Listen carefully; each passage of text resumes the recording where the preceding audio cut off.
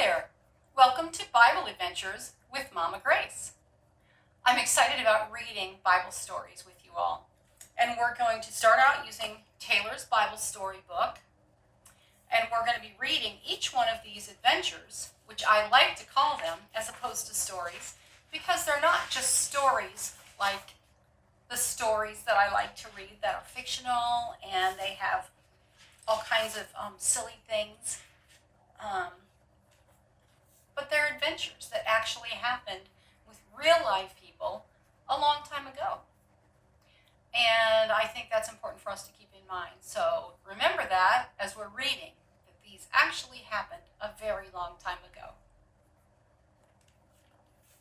Okay, adventure number 1. This is from Genesis 1 and 2. God makes a beautiful world. Long, long ago, long before anyone can remember, God made the world. But it didn't look the way it looks now, for there were no people, animals, birds, trees, bushes, or flowers. Everything was lonely and dark. Then God made the light, and he said, "Let there be light," and light came. God was pleased with it. He gave the light a name, calling it day. And when the day was gone and the darkness came again, he called the darkness night. God did these things on the first day of creation. Then God made the sky above the earth, and he gave the sky a name too, calling it heaven. God did this on the second day of creation. Now God said that the waters covering the earth should become oceans and lakes, and the dry land should appear. Then he made the trees grow, and the bushes, and the trees too. All this was on the third day of creation. On the fourth day, God let the sun shine in the daytime, and the moon and the stars at night. On the fifth day, he made great sea monsters and all the fish. And he made the birds, some like the ducks and geese, to fly over the water and swim on it and live near it, and others like eagles, robins, pigeons, and wrens, to live in the woods and fields.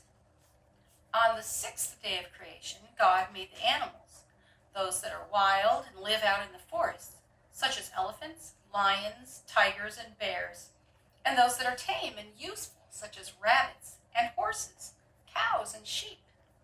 And he made the little insects, such as the ants that crawl around on the ground and the little bees that fly from flower to flower.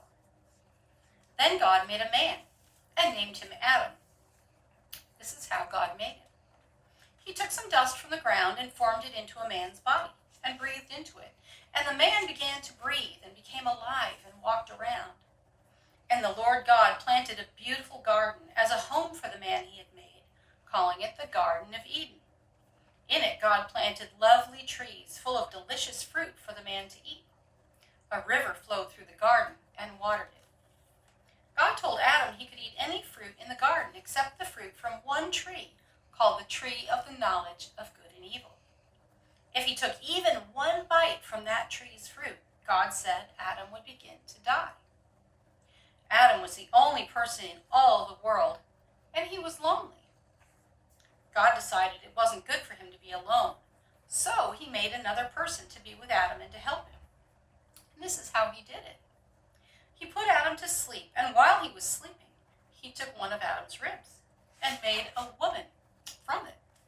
Then God brought the woman to Adam, and she became his wife. Her name was Eve. God sent all the animals and birds to Adam so he could give a name to each kind. Then God looked at all he had made in those 6 days, and he was very pleased. So the earth and skies and all the plants and animals were finished in 6 days of creation. On the seventh day, God rested. So it was a quiet and different day from all the others, a holy day of rest. Now, we have a few questions at the end of this chapter for you to think about. What was everything like before God created the world? How did God make Adam and Eve? Why did God make Eve? Why do you think God rested on the seventh day? And what did God tell Adam and Eve not to do? Those are our questions from chapter 1. remind you all that because this is a children's book, a children's account of the Bible stories, that some of it, it's not as thorough and it's not as detailed as the actual Bible. So, and a lot of times it might not be quite as perfectly accurate in some of the descriptions or some things like that. So I would like us to just enjoy it as a children's Bible book.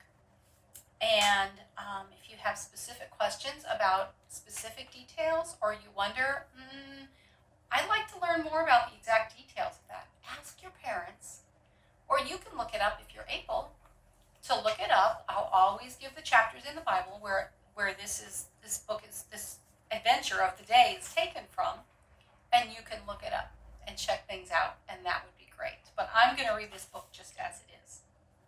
Okay.